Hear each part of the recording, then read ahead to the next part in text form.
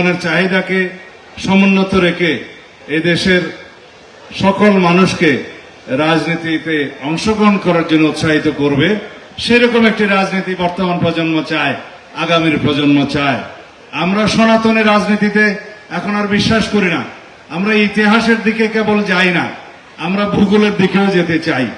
আগের জমানায় আমরা এই 52 ভাষা আন্দোলন, 47, 71 দিয়ে শুরু করে বক্তব্য শেষ করতে করতে তার আর বর্তমানের জন্য আর কিছু থাকে না বক্তব্যের। আমরা এখন রাজনীতি করব বর্তমানের জন্য, ভবিষ্যতের জন্য।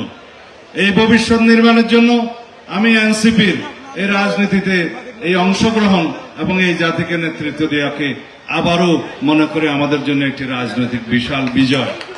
গণতন্ত্রের মাঠে শত ফুল ফুটবে। অনেক ফুলকে আমরা দেখেছি যারা শুধু রাজনৈতিক সাইনবোর্ড হিসেবে ব্যবহৃত হয়, কিন্তু এনসিপি যেন সত্যিকার অর্থে এদেশের মানুষকে প্রতিনিধিত্ব করে, এদেশের জনমানুষের আকাঙ্ক্ষাকে ধারণ করে। 2024 জুলাইয়ের ছাত্র গণ অভ্যুত্থানের শহীদের প্রত্যাশা এবং আকাঙ্ক্ষাকে যেন বাস্তবায়ন করে, সেই রকম রাজনীতি তারা করবে। এবং তাদের ম্যানিফেস্টো দেখে আমি উৎসাহিত হয়েছি। পুরো ম্যানিফেস্টো আমার মনে না থাকলেও আমি সেই ম্যানিফেস্টোর দিনে নাহিদের দাওয়াত পেয়েছিলাম। যেহেতু আমি নির্বাচনী এলাকায় ছিলাম সেজন্য আসতে পারিনি, মনোযোগ দিয়ে আমি ইশতেহারটা দেখেছি। আশা করি সেই নির্বাচনী ইশতেহার সময়ে সময়ে এখানে স্ট্যাটিক না থেকে যুগের চাহিদা অনুসারে, তারুণ্যের চাহিদা অনুসারে, এদেশের জনমানুষের প্রত্যাশা এবং আকাঙ্ক্ষা অনুসারে সেই ইশতেহার এবং রাজনৈতিক উদ্দেশ্য এবং গঠনতন্ত্র এবং ঘোষণাপত্র পাল্টাবে। উদ্দেশ্য রাজনীতিতে এক জায়গায় দাঁড়িয়ে থাকে, তারা কখনো রাজনীতিতে এগিয়ে যেতে পারে না।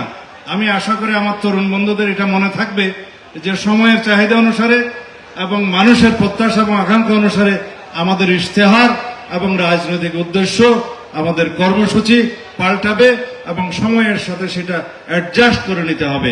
তাহলে এই রাজনীতিতে টিকে থাকা যাবে। রাজনীতি কোনো স্ট্যাটিক বিষয় নয়, সেটা গতিশীল বিষয়। আমাদের সেই গতিশীলতাকে মেনে নিতে হবে।